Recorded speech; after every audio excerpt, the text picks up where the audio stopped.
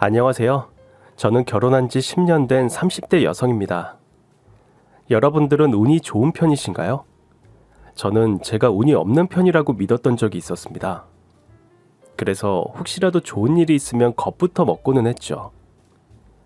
그러다 보니 그 좋은 일에 따라오는 나쁜 일도 당연히 제가 감당할 몫이라고 생각하고 무조건 참아야 한다고 생각했었습니다.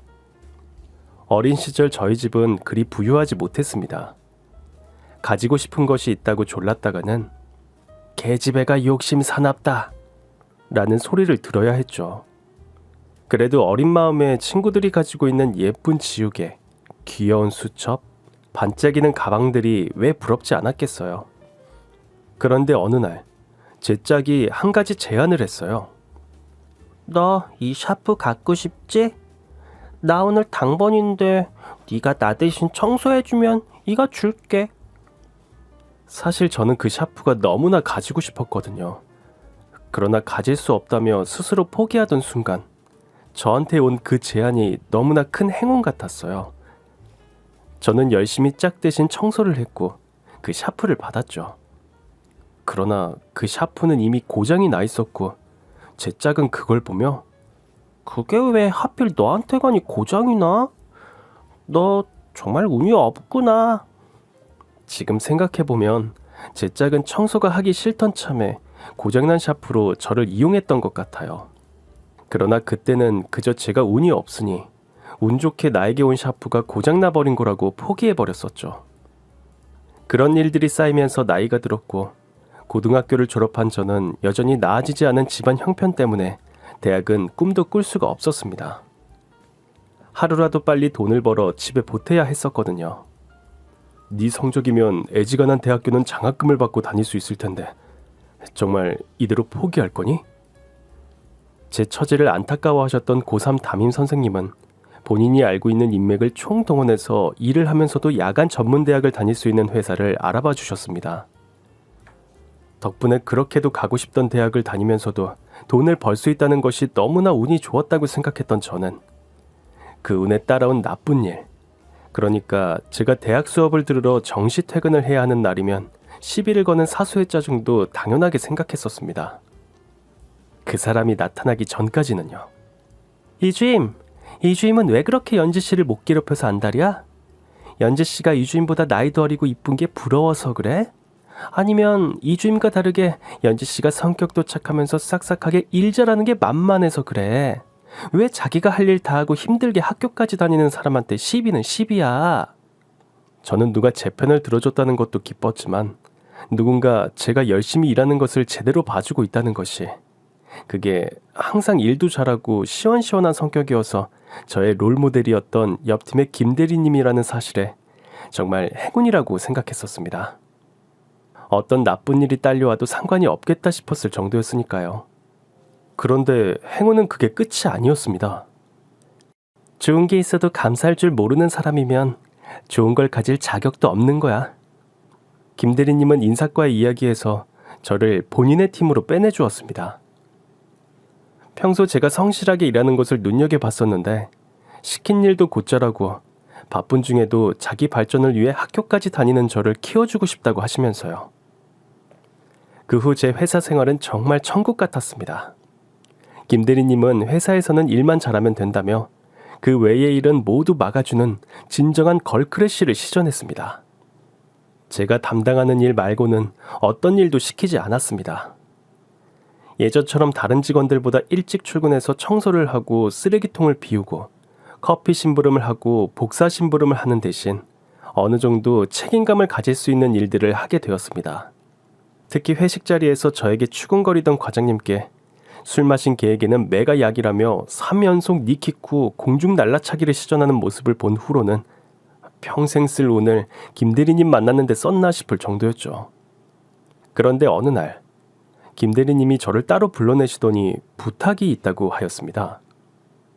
저는 올 게 왔다는 느낌이었죠. 김 대리님이라는 행운이 왔으니 이제 뭔가 나쁜 일이 올 차례라고 생각하고 있었으니까요.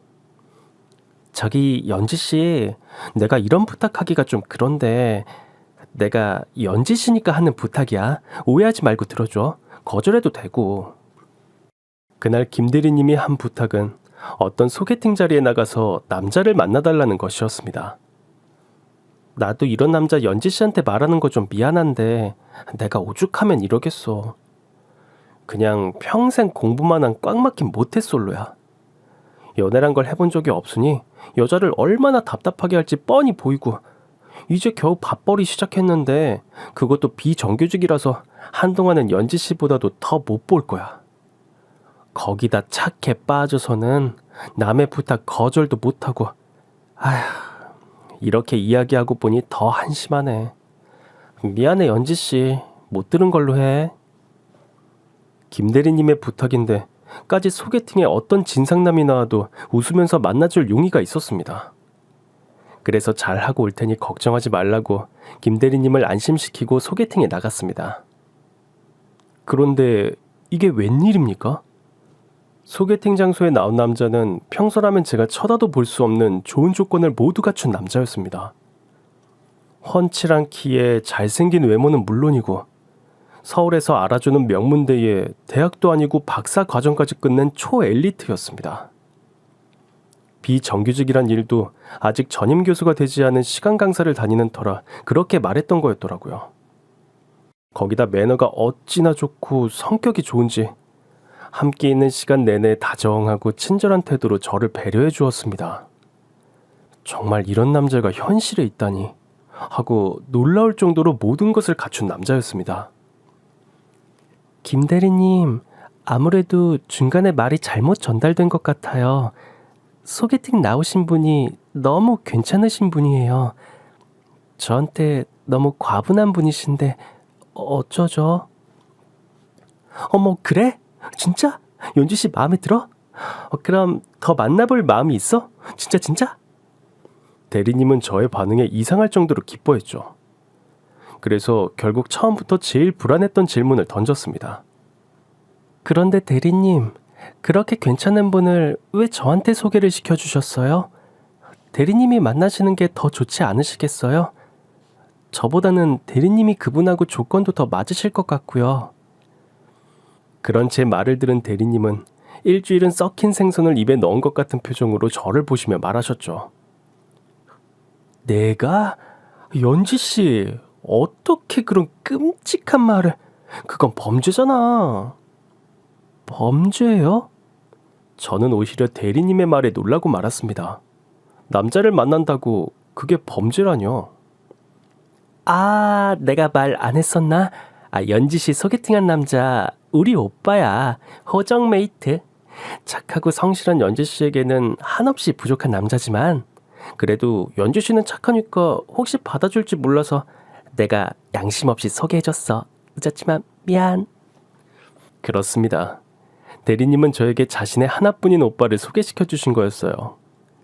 안 그래도 항상 고맙기만 한 대리님이었는데 이제는 일생을 함께할 좋은 남편까지 소개해 준 거였죠. 그 다음은 말 그대로 일사천리였습니다. 저와 대리님이 잘 맞았던 것처럼 대리님의 오빠와 저도 잘 맞았습니다. 좋아하는 책, 좋아하는 영화, 좋아하는 음식, 좋아하는 여행 장소. 어떤 데이트도 즐거웠고 어떤 만남도 행복했습니다. 그리고 첫 만남 100일 후 대리님의 오빠였고 지금은 내 남편이 된 그 사람은 저에게 청혼을 했습니다. 이렇게 행복해도 되는 걸까? 나에게 이런 행운이? 불안한 마음이 들 정도로 완벽하기만 한 일들의 연속이었습니다. 저희 집에 인사하러 온 남편을 본 부모님은 말 그대로 남편의 머리끝부터 발끝까지 모든 것을 다 마음에 들어 했습니다. 모든 조건을 갖추고 있으면서 겸손하기까지 한 성격까지 사실 반대할 이유가 없었죠. 그러나 제가 인사를 가서는 그 반대의 상황이 벌어졌습니다. 저의 학벌, 직업, 생긴 것, 옷차림, 헤어스타일, 앉는 자세, 말하는 버릇, 그리고 젓가락을 잡는 모습까지 모든 것을 인상을 쓰며 바라보셨습니다. 그동안 공부만 한다고 속 한 번 안 썩이더니 네가 이렇게 뒤통수를 칠 줄은 몰랐다. 이제 교수도 됐으니 내가 어련히 알아서 좋은 여자 소개시켜 줄 텐데 그걸 못 참고 어디서 저렇게 모자란 애를 결혼한다고 데리고 온 거니? 네가 공부만 해서 여자를 몰라서 그래. 저렇게 얼굴만 살짝 반반한 애는 금방 질려. 저런 애랑은 연애만 하고 결혼은 더 좋은 집안 여자랑 하는 거야. 너는 교수야. 그럼 차도 해오고 혼수도 빵빵하게 해올 수 있는 그런 여자랑 결혼을 해야 하는 거야. 어쩔 수 없는 일이라고 생각했습니다. 오히려 올 것이 왔다고 생각이 들었거든요. 이렇게 완벽한 남편을 얻으려면, 거기다 화끈한 시누이까지 생기는 거라면 이 정도 상황쯤은 아무것도 아니라고 여겨지더라고요. 그러나 그것은 시작이었습니다. 너 우리 아들 박사인 거 알지? 내가 얼마나 힘들게 뒷바라지했는지 너 상상도 못한다. 너 아무나 아들 박사 만들 수 있는 줄 알아?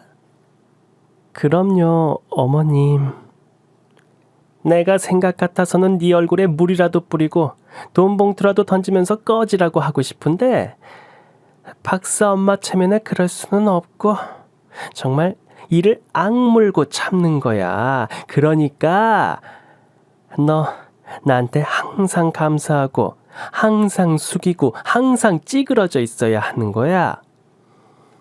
도대체 어떻게 이런 엄마 밑에서 그런 아들과 그런 딸이 나왔는지 신기할 정도로 거친 시어머님이셨어요.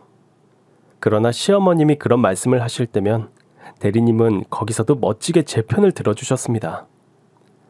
이 엄마가 지금 뭐라는 거예요? 돈 봉투? 물을 뿌려? 아니, 박사를 엄마가 만들었어요? 오빠가 빡세게 공부해서 된 거지. 내가 지금 예비 새언니 앞이라고 얌전히 있으니까 가만히로 보이나 봐요. 어렵게 힘들게 모셔온 예비 새언니예요. 함부로 하면 나 가만히 안 있을 거예요. 식사 자리에서 이런 말이 나온 적도 있었습니다. 어머, 너는 참 성격이 좋은가 보다. 나 같으면 그렇게 살이 디룩디룩 쪘으면 웨딩드레스 입을 거 무서워서 입으로 물도 안 넘어갈 것 같은데 그걸 먹네. 아유, 너랑 살면 우리 아들 쌀값 버느라 허리가 휘겠다. 아니다. 목구멍에 염증이 생기려나? 그 말을 듣고 다이어트를 해야 하는 생각을 0.1초쯤 하고 있었으려나? 아니, 불면 날아가게 생긴 사람한테 먹는 걸로 시비를 거는 걸 보니 엄마 요즘 노안이 심각한 수준인가 봐요. 그러게 왜 돋보기 안 쓰고 다녀요? 이러다 우리 엄마 큰일 나는 거 아닌가 싶은데 밖에 나가서는 아예 입을 꾹 다물고 다녀요? 그러다가 어디서 시비 털려서 얻어맞기라도 하면 어째요? 항상 이래도 되나 싶게 이번에도 저를 멋지게 막아주는 시누이셨습니다. 이런 시누이를 위해서라면 무엇이든 참을 수 있을 것 같았습니다. 더구나 시어머니가 그런 일이 있었다는 것을 알게 된 남편은 너무나 미안해하며 저를 더욱 감싸며 소중하게 대해주었습니다. 미안해요. 우리 어머니 그런 분인 거 알면서도 내가 연지 씨가 너무 좋아서 욕심을 냈어요. 연지 씨, 그래도 나 버리지 말아주세요. 나 정말 열심히 잘할게요. 연지 씨한테도 잘하고 연지 씨 집에도 잘하고 어머니가 그러는 거 막도록 최선을 다할게요. 결국 남편은 시어머니에게 다시는 저를 따로 불러내지 말라는 약속을 받아냈고 결혼 허락도 받아왔습니다. 그러나 저는 사실 시어머님이 이해가 갔습니다. 소중하게 10달을 뱃속에서 품은 아이, 오랜 시간 진통으로 세상에 내보낸 아이, 그리고 세상에 나온 후에는 어떤 상처도 받지 않게 보호하고 불면 날아갈까 쥐면 꺼질까 얼마나 소중하게 기른 아들일 텐데 저같이 모자란 며느리에게 내어준다는 게 속이 상하신 게 당연하다고 생각했습니다. 그래서 제가 더 참고 잘해야 한다고 생각했습니다. 결국 결혼식 날이 되었고 시어머님은 이제는 자식들 눈치가 보이시는 건지 아니면 어느 정도 포기하신 건지 그저 못마땅한 눈으로 째려만 보실 뿐이었습니다. 비록 신부 대기실에 와서도 남편도 신호도 없는 걸 아시고는 기회다 싶으셨는지 이것 봐라 이것 봐. 내가 그렇게 걱정을 했는데 그걸 귓등으로도 안 들었구나. 내가 이런 웨딩드레스 디자인은 몸매가 이뻐야 한다고 했잖아. 그런데 그런 디자인을 골랐으면 노력이란 걸 해야지. 너 또 삼시세끼 다 먹고 틈틈이 간식까지 처먹었지? 아휴, 넌 그 식탐처럼 돈 욕심이 있었으면 부자가 됐을 거고 공부 욕심이 있었으면 우리 아들만큼은 아니라도 대학원은 다녔을 텐데. 하등 쓸모없는 식탐만 많아서 살만 삐죽을 하고 그러니? 아유, 그러니 이렇게 옷 사이로 살이 삐죽삐죽 튀어나왔지. 어떻게 된 게 남들은 결혼식 준비하면서 스트레스를 받아서 살이 빠진다는데 어떻게 너는 더 쪘니? 아유, 그러다 옷 터지겠다. 살을 뺄 자신이 없으면 온몸을 칭칭 감는 디자인으로나 고를 것이지. 무슨 용기로 그 디룩디룩한 살이 다 드러나는 걸로 골라서는. 옷 터지지 않게 살살 입장해라. 식장에서 옷이 작아서 터지기라도 하면 내가 니네 신랑하고 신우가 아무리 뭐라고 해도 이 결혼 없고 말 테니까. 와 같은 말씀을 하셔서 신부 대기실에 있던 제 친구들을 기함하게 만드셨지만 말입니다. 그렇게 제 지인들의 걱정 속에 한 결혼은 역시나 고난의 연속이었습니다. 어디선가 풍문으로 들어본 나쁜 시어머님이 하신다는 모든 것을 몸소 실천해 주시는 시어머님이셨습니다. 신혼여행에서 돌아온 다음 날, 인사를 드리러 간 저희 부부에게 원래 신혼부부는 적어도 일주일은 시부모님에게 아침 인사를 드려야 하는 것이라며 출근해야 하는 남편 대신 저만 혼자 시댁에 남으라고 하셨습니다. 신우와 남편은 말렸지만 저는 제가 노력해서 시어머님의 인정을 받을 수 있다면 못할 것이 없다고 생각했습니다.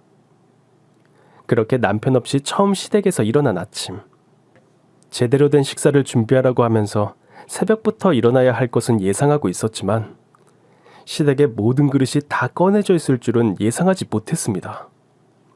너도 이제 새 식구가 되었으니 결혼 전에 묵은 때를 벗긴다는 생각으로 경건하게 이 그릇들을 닦고 정리해라.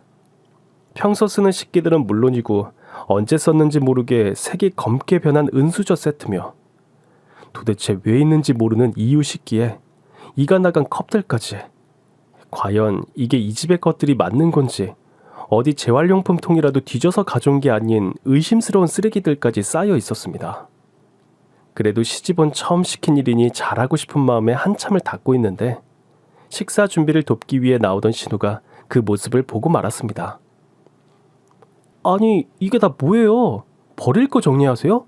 왜 아침부터 쓰레기는 정리하고 그래요? 나중에 나랑 같이 해요. 아니요, 어머님이 닦아놓으라고 하셔서요. 그러나 대충 그릇들을 살펴보는 신우이는 커다란 쓰레기 봉투를 가져오더니 이것도 버릴 거, 이것도 쓰레기, 이건 깨진 거, 이건 못 쓰는 거 라며 시어머니가 내놓은 그릇의 대부분을 다 쓸어 담아버렸습니다. 시아버지와 나오시던 시어머니는 그 모습을 보고는 아니, 넌 왜 쓸만한 걸 다 버리고 그러니? 다 그게 추억이고 우리 집의 역사야 라며 난리를 치셨지만 신우이는 눈 한 번 깜빡하지 않고 그 역사 알고 있는 사람이 정리하면 되지 왜 새로운 역사를 만들러 온 며느리한테 정리를 시키는데요. 헉! 엄마, 슬슬 치매인 거예요? 쓰레기 잔뜩 모으고 못 버리게 하는 것도 치매 증상 중에 하나라고 하던데. 아유, 지금 밥이 문제가 아니네. 얼른 병원에 가봐요. 라고 대꾸했습니다. 그러자 시어머니는 치매? 아니, 이게 또 왜 아침부터 사람 속을 뒤집어. 아이고, 내가 너희들을 어떻게 길렀는데 어떻게 이렇게 나를 괄시하냐. 치매? 그게 나한테 할 소리냐? 니들이 나한테 이럴 수가 있냐? 라며 당장이라도 쓰러질 듯 휘청하셨습니다. 결국 아침부터 난장판이 나버렸고 그 모습을 보던 시아버지는 새 사람 들어오자마자 아침부터 시끄럽게 이게 뭐냐? 넌 네 엄마가 다 생각이 있어서 가르치는 걸 왜 끼어들어서 그래? 라며 은근히 제 탓을 하시는 듯 하시고는 시어머니를 데리고 안방으로 들어가 버리셨습니다. 그리고 그게 시작이었습니다. 저는 결혼을 해도 여전히 회사를 다니고 있었습니다. 제가 하는 일을 좋아하기도 했고 남편의 벌이가 아직 외벌이를 할 정도가 아니었습니다. 거기다 남편의 응원으로 이번에도 야간이지만 4년제 대학으로 편입해서 학교 공부도 하게 되었으니 그것만으로도 정말 바빴습니다. 그러나 그 일 외에도 제가 해야 하는 일이 더 생겼습니다. 저는 매일 아침 일어나면 시어머니에게 메시지로 지금 일어났다고 안부 인사를 보내고 신랑 아침을 어떻게 차려서 먹게 했는지 사진을 찍어서 전송하는 걸로 하루를 시작했습니다. 그리고 나면 10시쯤 늦지막히 일어난 시어머니가 전화해서 시시콜콜 다양한 이유로 잔소리를 하셨습니다. 시작은 보통 그날 신랑에게 차려준 아침 식사에 대해 야단이었습니다. 자기가 어떻게 키운 아들인데 저렇게 성의 없는 아침을 먹이냐며 항상 소리를 지르셨습니다. 밥과 국만 있으면 찌개가 빠졌다고 혼이 났고 머리 쓰는 사람한테 생선을 구워주지 않았다고 혼이 났습니다. 그러다 보니 신랑의 아침을 차리기 위해 저의 기상시간은 점점 빨라졌고 식사 메뉴는 점점 많아졌습니다. 처음에는 그저 좋아하던 남편이 아침 식사 사진을 찍던 제 모습을 보고 모든 것을 알게 된 이후로는 앞으로 내 아침은 무조건 시리얼이야. 다른 건 절대 금지야. 다른 거 주면 안 먹을 거야. 남편 아침 굶겨 내보낼 거 아니면 절대 다른 거 하지 마. 그리고 직접 시리얼 사진을 한 장 찍어서 시어머니에게 보내고는 앞으로 평생 제 아침 식사입니다. 혹시라도 다른 메뉴를 차리면 굶을 겁니다. 라고 통보를 해버렸죠.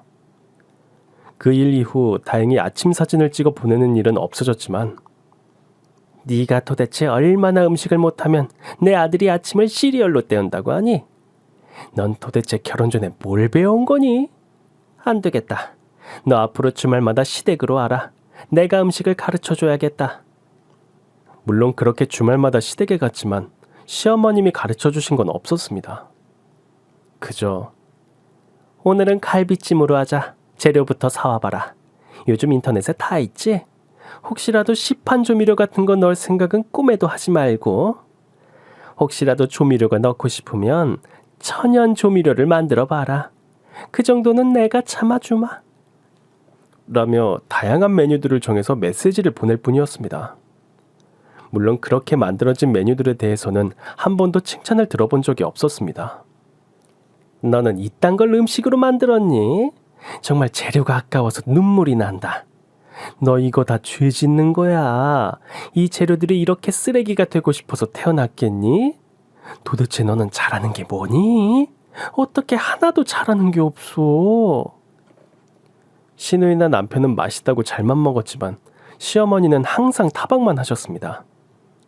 그러면서 제가 한 음식을 제일 많이 먹는 것도 시어머니셨습니다. 내가 정말 너 때문에 고생이 너무 많다. 네가 쓰레기를 만들어 놓으니 내가 이렇게 억지로 꾸역꾸역 음식을 먹어야 하잖니. 이게 다 너 죽어서 음식 버린 걸로 벌 받지 말라고 그러는 거야. 너는 도대체 무슨 복으로 나 같은 시어머니를 얻었니? 처음에는 그런 시어머니가 이상하고 적응이 되지 않았지만 내가 이 음식을 먹이고 싶은 사람은 시어머니가 아니라 사랑하는 남편과 든든한 내 편인 시누이다라고 생각을 바꾸니 어떤 말을 해도 아무렇지도 않더라고요. 그 외에도 가끔 시어머님이 모임이라도 있다고 하시는 날은 반차를 내고 운전을 해서 모임 장소까지 모시고 나가 잔심부름을 한 후 식대 계산도 해야 했습니다. 물론 그 과정에서 며느리가 요새 아이답지 않고 기특하다는 칭찬이라도 하는 분이 계시면 지카지게 안 하면 어쩔 건데? 능력도 없어 집안도 별로면서 학교도 제대로 안 다닌 주제에 얼굴이 이쁘기래 몸매가 좋기래 그냥 눈 낮은 내 착한 아들 앞에 자빠져서 내 며느리 자리 차지했으면 시켜주는 걸 감사하게 생각하고 죽었다 하면서 팍팍 기어야지 라며 오히려 그 말을 꺼낸 사람에게 면박을 주었습니다.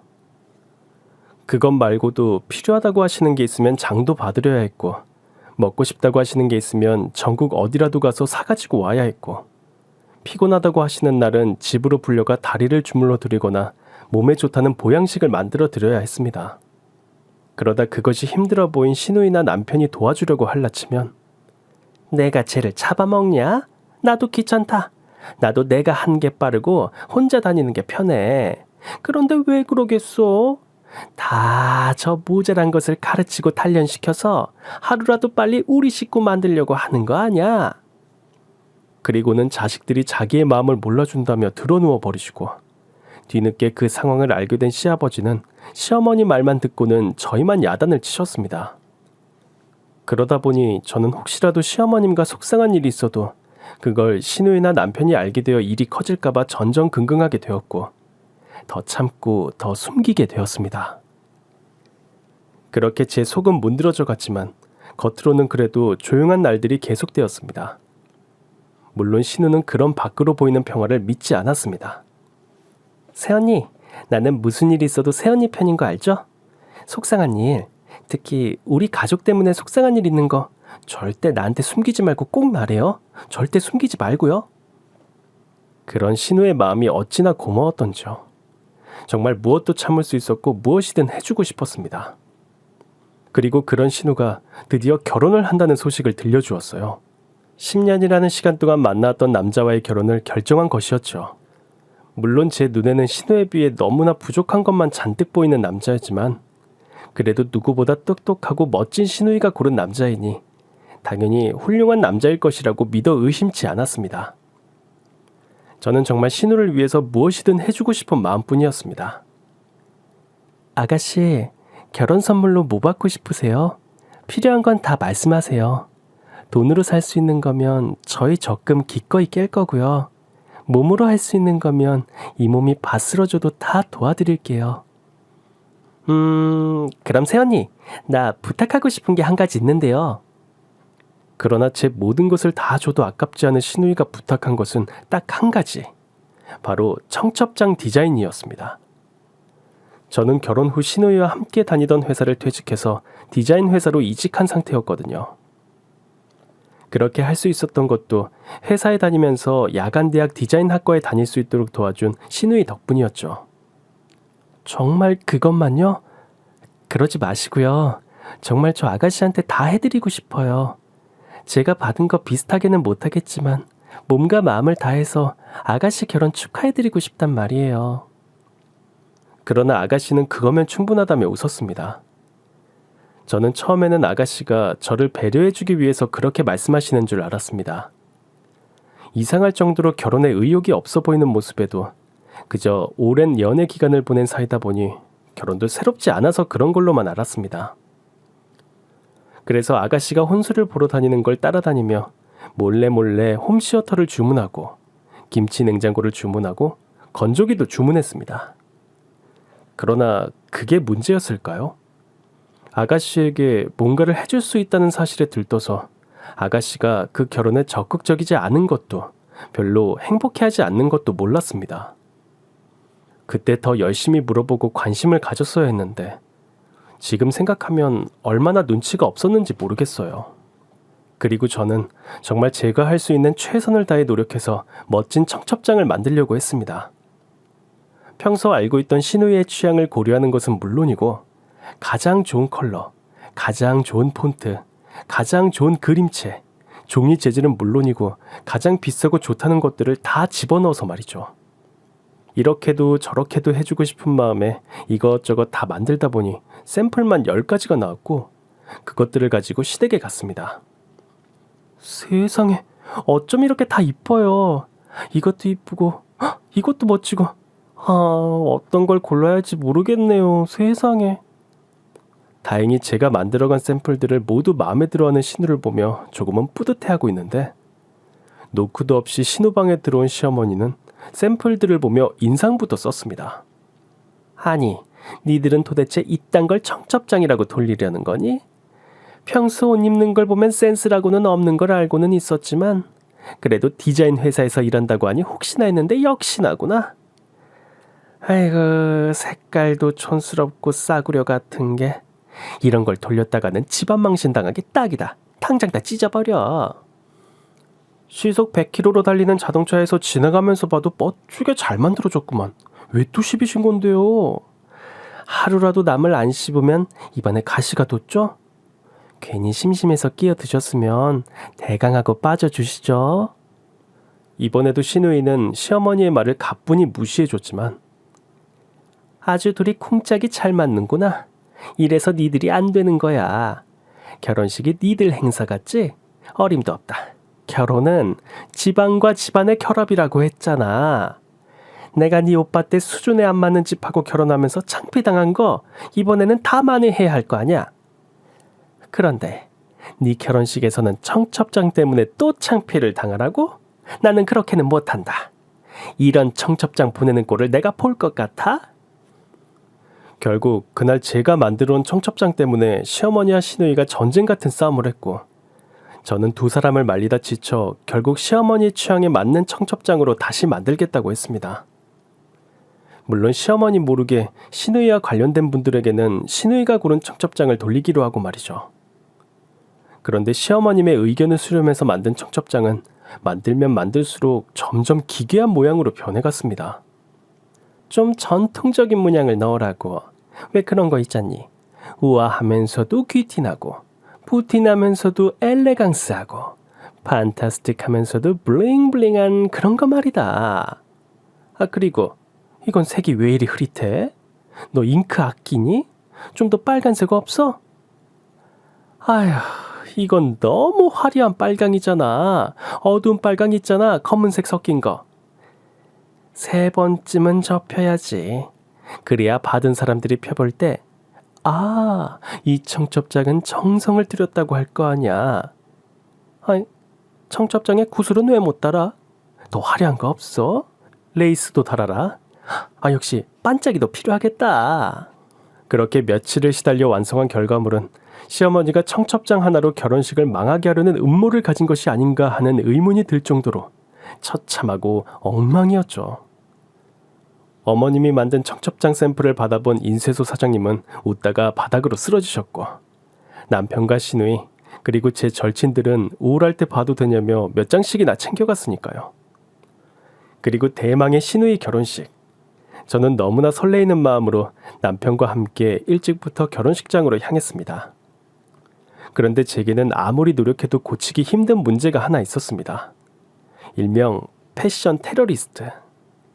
옷도 입어본 사람이 잘 입는다고 어려서부터 누군가에게 얻어온 옷들로 사이즈만 맞춰서 입는 게 습관이 되다 보니 이제는 여유가 생겼는데도 옷을 사는데 돈을 쓰는 것을 잘 못합니다. 그러다 보니 나에게 어울리는 옷을 고르고 사는 것이 아니라 무조건 가성비 대비 싼 옷이 최고라는 버릇을 고치지 못했습니다. 그래도 시누이 결혼식이니 큰 마음 먹고 최대한 공부해서 예쁘게 입고 간다고 갔는데 역시나 시어머니 눈에는 차지 않았었나 봅니다. 식장에 들어가는 저를 보자마자 잔뜩 화가 난 시어머니는 저를 끌고 아직 신부가 도착하지 않은 신부 대기실로 들어갔습니다. 너 나한테 시위를 하는 거니? 매일매일 자기 전에 어떻게 하면 시애미를 망신 줄까 고민을 하고 또 해? 어떻게 이딴 걸 옷이라고 입고 여길 나타날 수가 있어? 네 남편이 교수야, 교수. 그런데 이렇게 천박하고 싸구려 같은 옷을 입고 여길 와? 네가 아주 오늘 결혼식을 망치려고 작정을 했구나 했어. 평소 같으면 매번 듣는 시어머니 잔소리 한 귀로 듣고 한 귀로 흘렸을 텐데 날이 날이다 보니 순간 겁이 덜컥 나더군요. 저 말이 진짜면 어쩌지? 내가 진짜 너무나 엉망인 옷을 입고 와서 너무나 소중한 우리 시누이의 결혼식에 망신을 주면 어쩌지? 지금이라도 가서 다른 옷으로 갈아입어야 하나? 그러는 중에도 시어머니의 막말은 계속되었습니다. 너는 못생기고 뚱뚱하면 옷이라도 잘 입으려고 노력을 해야지. 하여튼 센스라고는 눈을 씻고 찾아봐도 찾아볼 수가 없구나. 그렇다고 돈을 잘 버는 것도 아니고. 너 이번에 축의금은 얼마나 했니? 설마 가전제품 그거 꼴랑 몇 개 해줬다고 축의 따로 안 한 건 아니지? 선물은 선물이고 축의는 축이다. 축의는 결혼한 당사자가 아니라 혼주한테 가는 게 성인 거 알지? 그걸 모를 정도로 무식한 건 아니지? 200... 아 그래, 적어도 200은 했어야지. 설마 안 한 거면 당장 은행 다녀와. 옷도 그따위로 샀는데 돈이 남아돌 거 아니야? 평소 같으면 네 잘못했습니다. 알겠습니다 하고 넘어갈 만한 일이었는데 그날은 머릿속이 너무 복잡했습니다. 정말 내가 입은 옷이 시누이에게 망신을 줄 것 같다는 생각에 당장 가서 옷을 갈아입고 와야 한다는 생각에 마음도 급했습니다. 그러다 보니 그날따라 습관적으로 길게 잔소리를 하며 저를 붙잡고 늘어지는 시어머니가 너무 짜증이 났습니다. 그래서였을까요? 평소라면 절대 하지 않았을 대답을 하고 말았습니다. 어머니, 그렇게 제가 입을 옷이 걱정됐으면 미리 같이 가서 옷을 골라주시던지 아니면 미리 한 벌 사주기라도 하시지 그러셨어요. 평소와 다른 제 반응에 시어머니는 더욱 열이 받으셨는지 얼굴이 붉어졌지만 저는 그런 시어머니를 무시하고 빨리 옷을 갈아입으러 가려고 했습니다. 그러나 그 순간 시어머니가 제 팔을 잡아 저를 돌려 세우더니 아주 힘차게 제 따귀를 때리셨습니다. 비어있던 신부 대기실이 울릴 정도로 커다란 소리가 났고 제 얼굴은 거의 반대 방향으로 돌아가고 말았습니다. 이년이 결국 돌았구나. 어디 모자라고 덜 떨어진 년을 받아줬더니 감히 나한테 말대답을 해? 어? 너 내가 누군지 알고 어디 나한테 감히. 너 오늘 한번 죽어보자 이년아. 순간 무슨 일이 일어난 거지? 내가 맞은 건가? 고작 그거 한마디 대답했다고? 머리가 혼란스러워서 어떻게 해야 할지 모르겠는 그때 시어머니의 손이 다시 제 뺨을 향해 날아오고 있었고 그 순간 커다란 부케가 날아와서 시어머니의 머리를 강타했습니다. 저건 또 뭐지? 하는 순간 아주 예쁘고 우아하게 웨딩드레스를 입은 시누이가 날아와서는 시어머니의 옆구리를 강타했습니다. 네가 누구긴 누구야. 여우짓해서 조강지쳐 내쫓고 첩질하면서 어떻게 하면 우리 아버지 재산을 한 푼이라도 더 빼돌릴까 궁리나하고 있는 천하의 쌍년이지. 이게 무슨 소린가 했습니다. 조강지쳐? 첩? 재산을 빼돌려? 그러나 제 생각은 계속되지 못했습니다. 잠시 비틀거리며 쓰러졌던 시어머니는 눈에 불을 켜고 발딱 일어나서는 시누이의 머리채라도 잡을 요량인지 두 손을 들고 달려들었거든요. 그러나 시누이는 다시 한번 니킥을 날려 자신에게 달려오는 시어머니를 쓰러뜨리고는 옆에 떨어진 부케를 들어 시어머니의 얼굴을 난타하기 시작했습니다. 이게 보자보자니까 아주 끝이 없네. 이제는 새언니한테 손까지 올려? 그래도 아버지랑 사는 사람이니 봐주고 있으니까 정말 눈에 뵈는 게 없어? 어디 싸구려 방석집에서 젓가락이나 두들기던 년이 말이야. 순진한 척 우리 아버지한테 접근해서 우리 엄마가 바람 피웠다고 누명 씌우고 쫓아낸 것도 오장육부가 뒤틀리는데 이제 하다 새언니 때려. 네가 미쳤구나. 너무나 황당한 상황이라 그런지 사람들이 모여들기는 했지만 아무도 말릴 엄두는 내지 못하고 있었습니다. 내가 너 기둥서방이랑 짜고 우리 아버지 재산 빼돌리고 있는 거 모를 줄 알아? 다 알고 있어. 다 알고도 심장 약한 우리 아버지 쓰러질까봐 언제 어떻게 터트려야 하나 타이밍 보면서 봐주고 있는 거야. 너 우리 아버지 죽고 그 돈 네 기둥서방하고 쓸 생각에 요즘 매일이 신났지? 자식들한테 돈 하나도 안 주고 네가 그 재산 다 챙기려고 유언장 쓰라고 아버지 꼬시고 있는 거 내가 모를 줄 알아? 이 돈두골은 꽃뱀년아. 그때 사람들에게 이야기를 듣고 달려왔던 시아버지도 그 모습을 보고는 놀라서 그대로 굳어버리고 말았죠. 그래도 믿고 싶지 않은지 믿을 수가 없는지 시누이를 말리려고 하는데 그 순간 시누이가 시아버지에게 시어머니가 다른 남자와 모텔에 들어가고 있는 사진과 두 사람이 했던 끔찍한 내용의 녹음들, 차마 눈뜨고 볼 수 없는 낯간지러운 메시지들을 보여주었습니다. 그러나 그 상황에서도 시어머니는 포기할 수 없는지 아니라며 모든 것은 다 시누이가 꾸며낸 거짓말이라고 악을 쓰며 잠시 방심하고 있는 시누이의 머리채를 잡으려고 했습니다. 그런데 그 순간 어디선가 우아한 분위기의 아주머니가 나타나셔서는 시어머니의 머리를 뒤에서 잡아채셨습니다. 네가 어디다 감히 손을 올려? 나중에 알았는데 그분은 저희 남편과 시누이의 친엄마 그리고 저희 시아버지의 조강지처셨습니다. 아이들이 잘 자랐다고 생각했고 뒤늦게 나타나 혼란을 주고 싶지 않으셨지만 자식들의 결혼식은 보고 싶어 몰래 지켜보시다가 그런 사단이 나자 참지 못하고 나서셨던 거죠. 결국 시아버지는 자신의 딸 결혼식에서 전처와 첩이 머리끄댕이를 잡고 싸우는 모습을 보다가 차마 말리지도 못하고 있다가 그대로 쓰러지고 말았습니다. 저희 남편이 시아버지를 챙기는 사이 시누이의 예비 신랑이 뛰어들어와서 시누이를 말리기 시작했습니다. 너는 이런 날 꼭 일을 만들어야겠냐? 이 좋은 날 나중에 조용히 해결할 수도 있었잖아. 그리고 그 순간 시누이는 시어머니에게 날렸던 니킥과는 차원이 다른 높이와 강도의 니킥을 오늘 결혼할 뻔한 예비 신랑에게 날렸습니다. 신우이의 예비 신랑은 그대로 10m쯤 날아갔고 그 뒤를 쫓아간 신우이가 쓰러진 예비 신랑을 다시 업어치기로 바닥으로 매다 꽂고는 그 배를 사정없이 밟기 시작했습니다. 왜? 너도 똑같은 논팽이라 동질감이 드냐? 예비 장모는 기둥서방이랑 바람피고 너는 내 절친이랑 바람피고 왜?